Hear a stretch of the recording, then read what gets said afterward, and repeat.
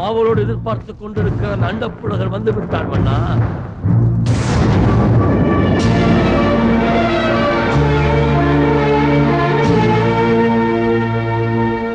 பாம்பு புற்று போல் தாடி வைத்திருப்பவனே, உன்னையா மக்கள் சாமி என்று சரணாகதி அடைந்தார்கள்?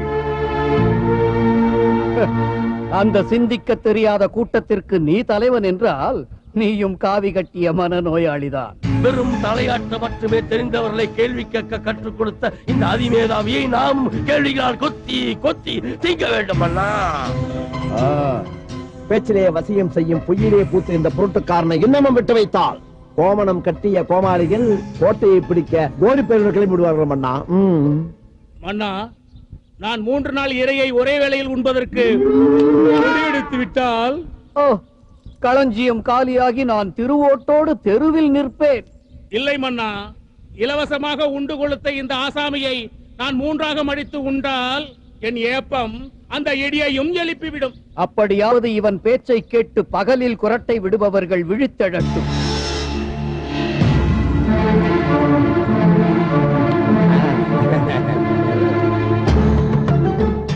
எங்கும் நிறைந்தவன் எல்லாம் அறிந்தவன் என்று நாக்கை நதியாக்கி ஊடையிடுபவனே, ஏதடா எந்தன் கையில் இருப்பதை ஓதடா உந்தன் உற்ற வலுவாலே. கல்லாக நீ நின்றால் நான் சாமி என்று நினைத்து உன் கழுத்தில் மாலை போட்டு அந்த பண்டாரங்களை போல் பஜனை பாடுவேன் என்று நினைத்தாயா? நான் கல்லுடி மங்கன். பாம்படங்களில் பரதமாடும் உன் பம்மாத்துகளுக்கெல்லாம் நான் மசிய மாட்டேனடா. நீ பனையில் நார் உரிக்கிறவன் என்றால் நான் கடலை கடைந்து வெண்ணெய் எடுக்கிறவன். அகோர பார்வையாலேயே பிறரை முத்திரம் விட வைக்கும் சரடனிடம் இவனை இழுத்துச் செல்லுங்கள். உத்தரவு மன்னா.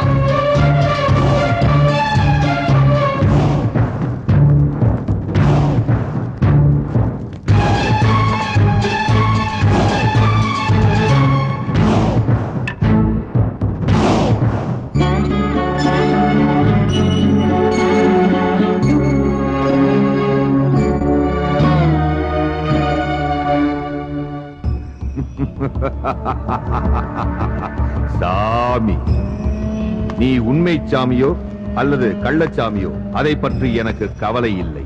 நீ எனது விருந்தாளி. ஏன் தெரியுமா? நீ எனக்கு மச்சான், நான் உனக்கு மாமன்.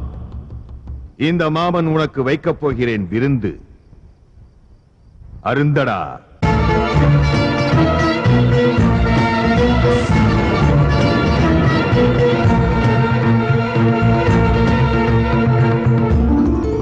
அந்த யமனின் வேலையை இலவசமாக செய்பவன் நான். என்னை ஒருவன் சந்திக்கும் முன் அவன் மனிதன், சந்தித்த பின் அவன் பிணம்.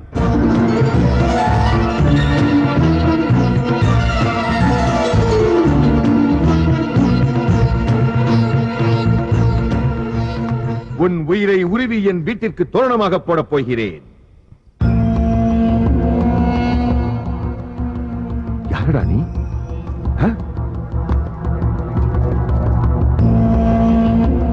ஆழகால விஷத்தையே ஒரே மடக்கில் பதநீர் குடிப்பது போல் குடித்துவிட்டு நரம்பு தளராமல் சிரிக்கின்றாயே, யார் நீ? யாரடா நீ? யாரங்கே? இவனை இழுத்துச் சென்று தானா புரைச்சிறையில் அடையுங்கள்.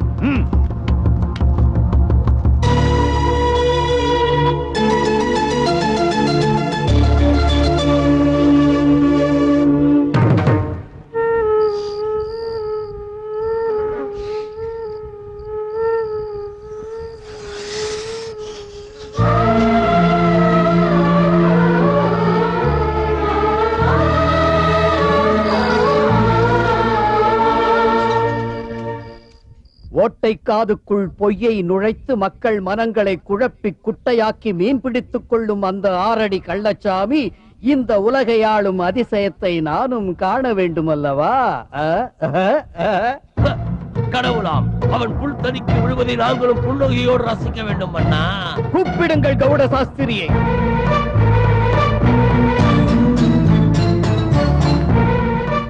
அந்த காவி கட்டிய பேயனை ஆகாயம் அதிர, விண் மீன்கள் உதிர, தரை தேய இழுத்து வாருங்கள். உத்தரவு மன்னா.